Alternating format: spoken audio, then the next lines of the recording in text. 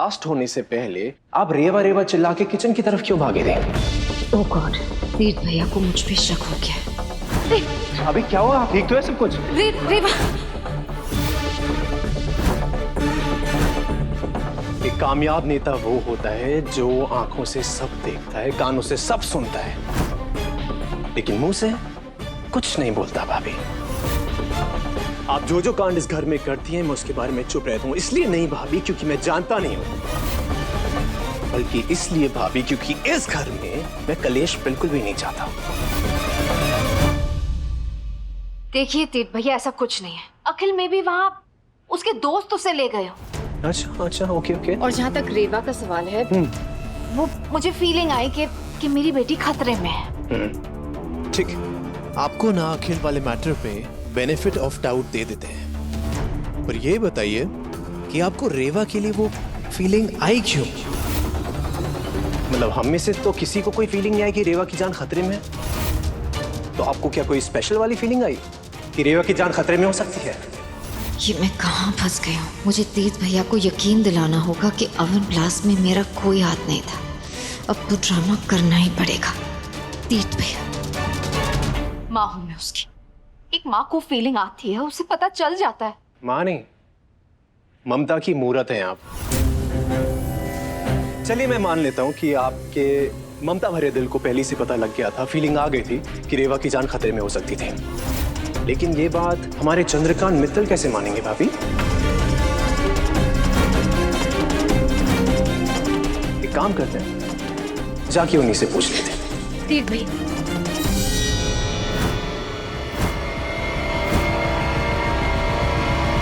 एक बाहर वाली के लिए आप अपनी भाभी से लड़ाई कर रहे हो? भाभी, बाहर वाली के लिए नहीं लड़ रहा हूं, अपने लिए लड़ रहा हूं, आपसे।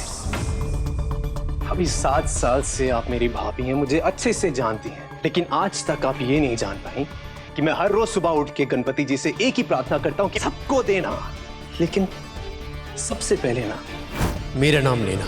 सुमन इंदौरी मेरे पॉलिटिकल करियर का सबसे अहम हिस्सा है भाभी, और मेरे पॉलिटिकल करियर पे भाभी अगर कोई भी इंसान टांग अड़ाएगा ना तो अपनी टांग प्लास्टर में पाएगा। तो कृपया करके प्लीज अपनी टांग अपने पास रखिए। तीर्थ भैया, भूलिएगा मत, आपकी राजनीति के लिए सुमन से ज्यादा कृतिका आपके लिए इम्पोर्टेंट है।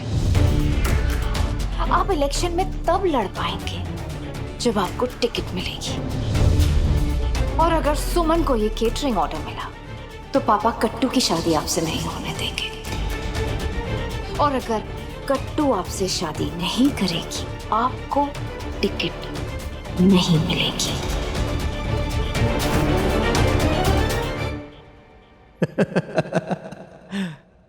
मेरी प्यारी प्यारी भाभी जी, मेरी ममता की मूर्ति भाभी जी, सारा काम अगर मैं ही करूंगा तो आप क्या करेंगी? वो आपके पापा हैं, आप उनको समझाएंगे सुमन की केटरिंग के लिए भी और कट्टू से शादी के लिए भी। वरना मेरे पापा को मैं समझाऊंगा कि अवन ब्लास्ट कोई हादसा नहीं बल्कि किसी ना किसी की सोची समझी चाल थी। भाभी, आपको कोई कलेश तो नहीं चाहिए ना?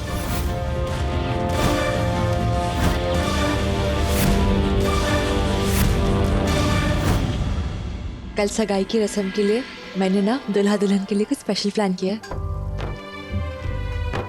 क्या? तुझे तो कभी ना बताऊं, नेता का चमचा फट जाकर उनको बता देगा। सरप्राइज है। और देखिए यार, मुझे ये लगता है कि हमारे बीच में जो भी कुछ हुआ हो पहले, उनकी तो एक नई शुरुआत है ना, तो उनके लिए कुछ स्पेशल करना तो बनता है।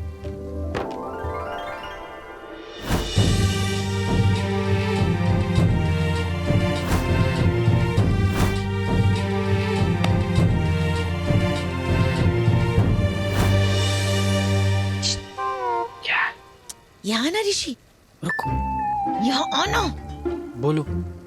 मैं क्या कहती हूँ, हमने क्या सोचा था, ये क्या हो रहा है? मैंने तो सोचा था कि तुम्हारे नेताजी और मेरी सुम्मी की शादी हो जाएगी। हमने इतना बढ़िया खाना हम की शादी में बनाएंगे।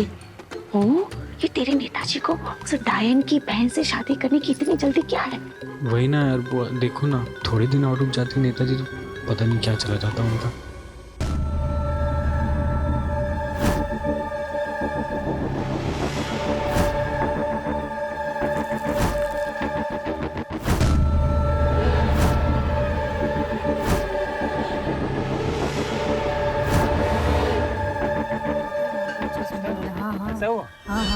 चल देखते हैं वहाँ पर क्या क्या होने वाला है। अरे वो देख हाँ चल अरे तुझे देख के क्या लग रहा है? तू चल रही है?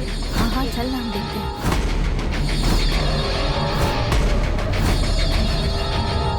मुझे ऐसा क्यों लग रहा है जैसे कोई छुप कर हम लोगों को देख रहा हो। कौन है यहाँ? मेरे बेटे कुल्लू से अपनी बेटी की शादी करा दो। आप चुपचाप शादी के लिए हाँ क्यों नहीं कर देती? जब तक मैं सहन कर रहा हूँ ना, कर रहा हूँ। एक बार मेरी दिमाग की सटक गई ना तो बिना शादी के ही उठा के ले जाऊंगा मैं ये पूर्णा और गुलशन के बारे में सुमी को भी कुछ बता भी नहीं सकती।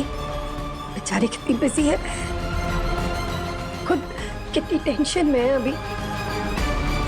नहीं, अभी बताना ठीक नहीं होगा।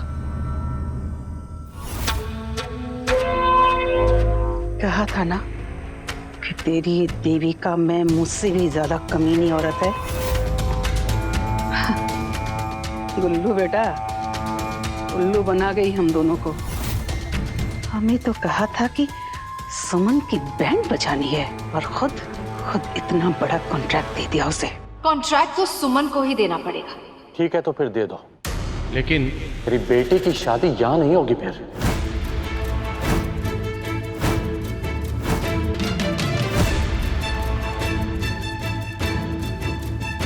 पापा, दिल से नहीं दिमाग से सोचिए। इस कॉन्ट्रैक्ट, इस शादी से फायदा आप ही का होगा। मेरी बेइज्जती को तुम मेरा फायदा बोल रहे हो बेटा? पापा जरा सोचिए, आपको सीएम बनना है। जरा सोचिए पब्लिक आपके बारे में क्या सोचेगी। कि जिस लड़की ने आपकी बेटी को जेल भेजवाना चाहा, वही लड़की आपकी बेटी के शादी का खाना बना रही है। आप उसी लड़की को काम दे रहे हो। वाह भाभी वाह, आप सिर्फ मेरे घर वालों को ही नहीं, अपने पापा को भी बहुत सही टोपी पहनाती हो। उन्हें भी एहसास होगा कि आपने कोई बैर नहीं रखी, आपने अपने पोजीशन का कोई पावर नहीं दिखाया और उसे काम दिया। ऐसे नेक दिल सीएम को वो सर पे बिठा के रखेंगे, आपके सारे दुश्मन एक हाथ में साफ हो जाएंगे।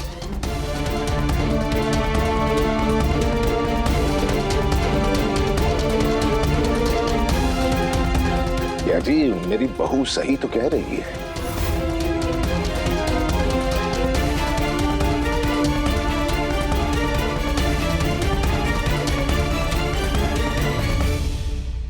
ठीक है, आप जो करना चाहते हैं वो कर लीजिए, पर आपको मेरी एक बात रखनी पड़ेगी। और क्या अंकल, कितना फुटेज खाओगे? क्या? शादी गुप्ता मेंशन में होगी। मेरी बेटी की डोली मेरे घर से जाएगी। अरे पियाई जी, हमें क्या प्रॉब्लम हो सकता है इस बात से? ऐसा नहीं होगा। ये क्या नया ड्रामा कर रही हैं?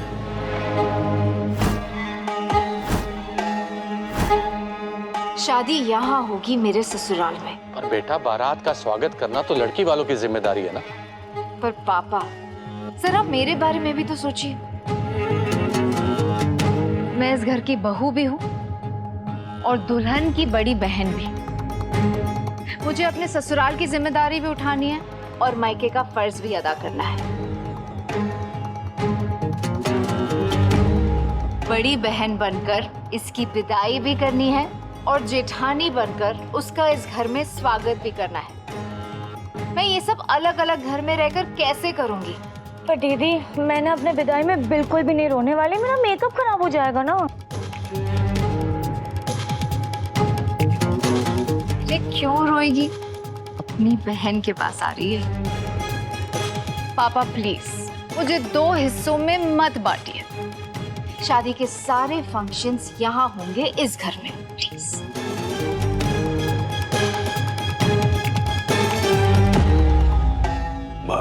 भैया जी, मेरी बहू की बात मान लीजिए। प्लीज। ओके। बेटा, तुम जैसे चाहोगी वैसे ही होगा। तुम जैसी बहुएं ही मायके और ससुराल को संजो के रखती हैं। Bhabhi you the best. I love you. I hope आपके दिमाग में कोई प्लान ना चल रहा हो। No chance.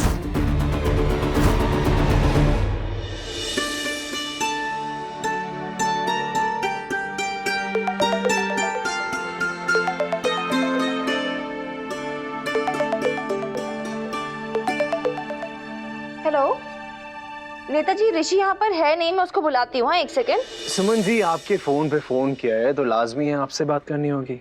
मुझसे? मुझसे क्या बात करनी है? जी, आप ही से बात करनी है मुझे। बोलिए। एक्चुअली आपको थैंक यू बोलना था। इतना अच्छा खाना जो बनाया आपने।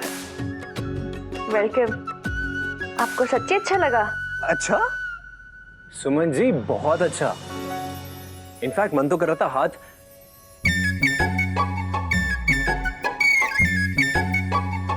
हाथ म्यूजियम में रखवा दूं। यही बोलने के लिए कॉल किया था आपने? नहीं, एक्चुअली फोन इसलिए किया था ताकि थोड़ी आपकी हेल्प कर सकूं। मेरी फैमिली को मैं बहुत अच्छी तरीके से जानता हूँ। मेरी माँ जो है वो बहुत कम मिर्ची खाती हैं, उनको ना हजम नहीं होता। और नमकीन किंग चंद्रकांत मित्तल, उनको हर चीज में ना नमकीन चाहिए होता है। इनफैक्ट अगर वो चावल भी खाते हैं ना सादे, उसमें भी थोड़ा सा नमकीन डाल के खाते हैं। तो प्लीज आप ना बस थोड़ा सा नमकीन एक्स्ट्रा कैरी कर लीजिएगा। और गुरु भैया, 1 मिनट। ये सारी बातें आप मुझे क्यों बता रहे हैं? ताकि आप खाना अच्छा बना सकें और सबको खाना अच्छा लगे, इसीलिए। आप पक्का स्कूल में चीटिंग करते थे, है ना? नहीं, नेवर। जो भी किया अपने दम पे किया। तो मुझे भी अपने दम पे करने दीजिए ना। मुझे अपने खाने पे पूरा भरोसा है। और ये ना मेरा एग्जाम है और मुझे ये भी भरोसा है कि मैं इसको पास कर लूंगी, वो भी अच्छे नंबर से, आपकी हेल्प के बिना। सुमन जी, आप हर बात को इतना सीरियसली क्यों ले लेती हैं, मुझे समझ में नहीं आता है। मैं तो आपको सीरियसली लेती नहीं हूँ। क्या? और वैसे भी वो जीत ही क्या जो बेईमानी करके हासिल की गई हो। And for your information Netaji, आपकी मम्मी जी के लिए ना मैंने पहले से ही कम मिर्ची का खाना बनाना शुरू कर दिया और अंकल जी के लिए ऋषि एक्स्ट्रा नमकीन ले भी आया है। Suman ji, if I may ask, ये आपको कैसे पता चला? क्या है ना नेताजी, मम्मी चाहे किसी की भी हो, ऑलमोस्ट सेम टू सेम ही होती है। जैसे जैसे उम्र बढ़ती जाती है ना, वैसे वैसे तीखा थोड़ा ज्यादा लगने लगता है, स्पेशली औरतों को। और अंकल जी की बात करें तो नमकीन, किनको नमकीन पसंद नहीं होगा तो और किसको होगा? कितना समझती हैं ना आप लोगों को। अच्छा, ये बात बताइए कि मुझे क्या पसंद है? लड्डू। लड्डू? प्लीज सुमन जी, आप ना मुझे लड्डू मत बुलाइए। ये नाम का हक ना सिर्फ मेरी माँ का है। अरे मैं तो आपको सिर्फ ये बता रही हूँ कि आपको लड्डू अच्छा लगता है। आपको कैसे पता चला? जाहिर सी बात है नेताजी, अब आपकी मम्मी जी आपको लड्डू सिर्फ आपके गोल गोल गालों की वजह से तो नहीं बुलाती होगी ना। बाय। गोल गोल गाल? चौला है यार, खुद के गाल तो गोल गोल है, वो मुझे बोल रही है। कमाल है। क्या? मैं क्या कहती हूँ, जिसकी शादी होने वाली होती है उसके साथ फ्लर्ट नहीं किया करते। अब मुझे ही देख लो, मैंने कैसे गिव अप कर दिया मिस्टर इंदौरी पर। अगर तू गिव अप करना नहीं चाहती, उसकी शादी तुड़वा दे। नहीं बुआ, तुझे ही दुल्हन बना देते हैं। क्या कहता है ऋषि? हाँ देख, तेरे भाई में वो बात है जो एक बार आवाज देगा ना तो लड़का मंडप से दौड़ा चलाएगा, मैं कह रहा हूँ। हाँ। अरे यार क्या है आप लोगों का, फिर से शादी की बातें शुरू। और मैंने कितनी बार बोला पॉलिटिक्स से मैं दूर रहना चाहती हूँ। पॉलिटिशियन से शादी करना तो दूर दूर तक नहीं है।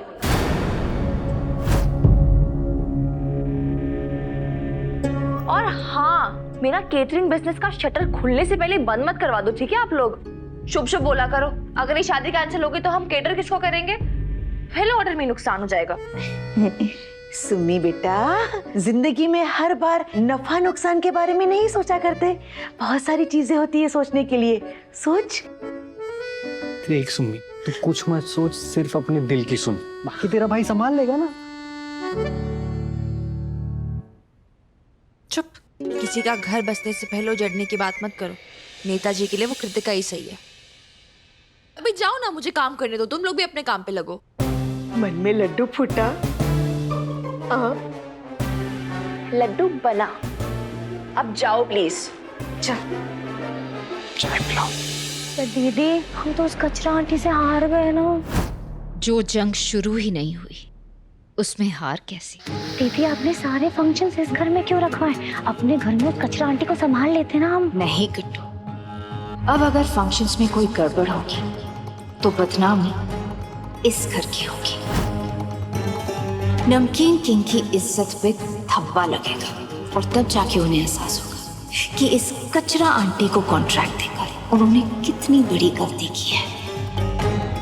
सारे फंक्शंस इसी घर में होंगे और हर फंक्शन के साथ साथ उस कचरा आंटी का गुरूर, उसका विश्वास, उसकी हिम्मत सब टूटेगी।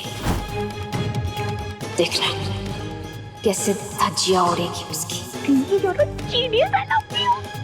कृतिका बेटा, जल्दी आओ। दी, पापा ना मेरा गाड़ी में वेट कर रहे हैं तो मैं जाती हूँ। पापा! मुझे हार से नफरत है तेरे भैया, और आज आपकी वजह से मैं जीती हुई बाजी हार गई। अब इसकी भरपाई आपको और सुमन को करनी पड़ेगी।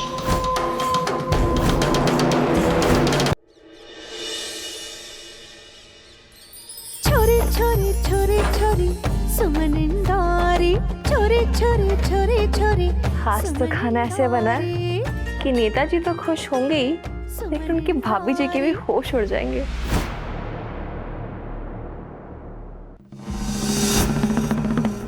सुमन इंदौरी, होश उनके भाभी के नहीं, तेरे उड़ने वाले। झटका लगेगा तुझे, वो भी करारे वाला।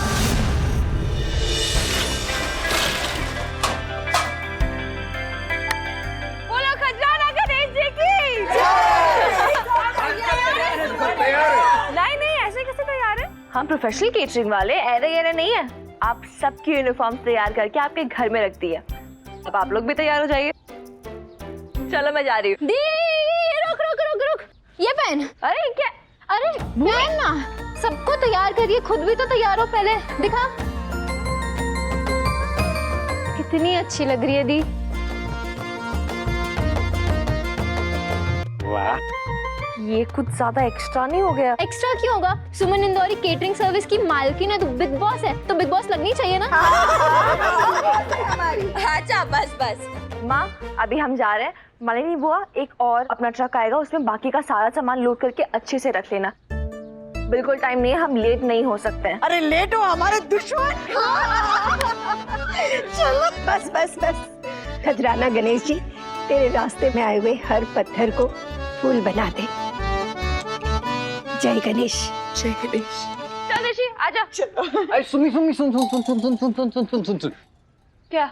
आज तो हमारी मंजिल भी एक है ना? हम दोनों की मंजिल उस दिन एक होगी जिस दिन तू ये राजनीति छोड़कर ना अपनी जिम्मेदारियां समझेगा। तू कब समझेगा ऋषि? तुझे बहुत बड़ा इंसान बनना, बहुत ऊपर जाना है। ठीक है ना, लेकिन ऊपर जाने से पहले तुझे तेरी मंजिल तक तो छोड़ दूं, सीधे अपने नेताजी के पास। क्या? अरे कुछ भी बकवास करता है।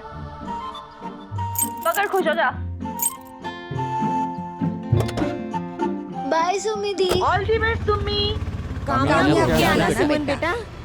तूने मुझे ना करके बहुत बड़ी गलती कर दी सुम्मी। अब देखना कैसे तेरी जिंदगी की गाड़ी पंक्चर होती है।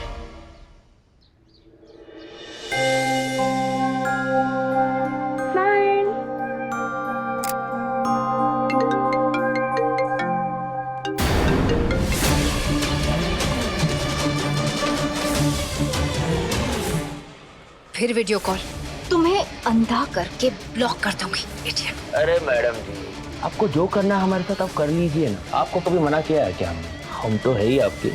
सॉरी, क्या कहा? अब मेरा मतलब ये है कि सुमन की खबर देने के लिए कॉल किया था आपको। जैसे आपने मांगी थी, सुमन घर से निकल चुकी है। जैसा मैंने कहा है वैसा हो जाना चाहिए। अरे मैडम जी वैसा ही होगा। आपके गुल्लू की होते हुए आप टेंशन क्यों लेती हो? हाँ? बकवास कम, काम ज्यादा। जो आपका हुक्म। अपने जिंदगी के सबसे बड़े काम को करने निकली हो ना, अब देखना तुम्हारी जिंदगी की सबसे बड़ी बेइज्जती कैसे करवाती हूँ। क्योंकि जो देविका के खिलाफ जाता है वो कभी भी कहीं नहीं पहुंचता।